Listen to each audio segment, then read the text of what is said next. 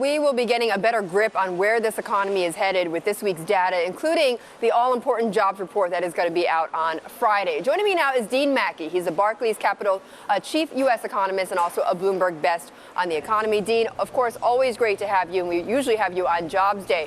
But first off, before we get to what we're expecting on the jobs report, let me just ask you about MF Global, because that's the story of the moment right now.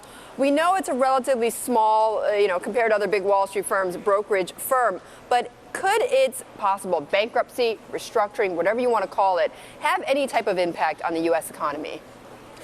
Well, any type of financial market event at this stage is potentially a problem. I don't think we've seen at this point any repercussions that would indicate growth would be significantly affected, but anything is possible.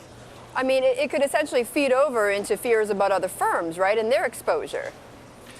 I think what's a bigger issue right now is Europe and the need for a solution there. We're seeing concerns about Europe intensify, and I think that has the potential to be a headwind for U.S. growth. Well, I'm glad you raised that. These concerns about Europe, we're only just a few days away from what seemed like euphoria over this European sovereign debt deal. How have we come so far so fast to fall from that?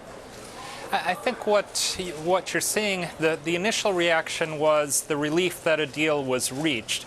I think what we're seeing now is some current concerns that we didn't get all that many details with the deal, and those still need to be threshed out, and that concerns markets. Okay, and do you believe, Dean, that we're going to be back to square one in Europe then?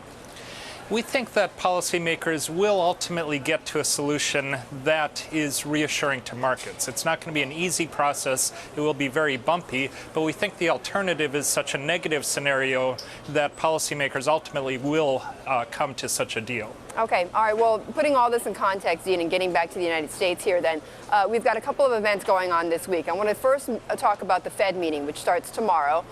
What do you expect out of the Fed this week? We don't expect any major policy actions from the Fed. We think that they'll be discussing and debating possible options to communicate better, but at the end of the day, we don't think that this week will be the time they make a major change. Not a major change, but are you of the mindset, as some economists are, that the Fed needs to be less focused on inflation and more on sort of a broader measure of economic growth? I don't think that it would make sense for the Fed to target some measure of, say, nominal GDP growth. I think the problem with many of the arguments that are made for that is people extrapolate from the real estate bubble years and say we should have been growing at some pace since then. Right. What we know now is that was inflated growth rates that shouldn't have been sustained at that rate, and I think it doesn't make sense to assume that we should have been continuing at that pace since that time. Okay, then given on Friday, then, what we're going to get with the jobs report, any of that going to influence the Fed? What do you expect on Friday?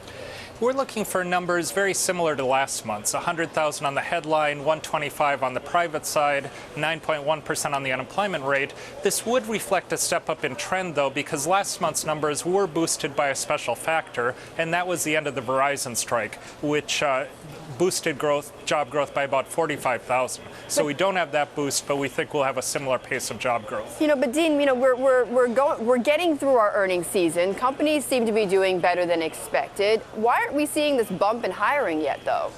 It takes a little time. We just saw the GDP growth pick up in the third quarter. We think that will lead to better job growth going forward, but there's two factors. One, the weak first half is still something of a weight, and second, the uncertainty, partly because of what's happening in Europe, we find is a weight on job growth. As that uncertainty eases a bit and the economy is growing faster, we think ultimately that will lead to faster job growth.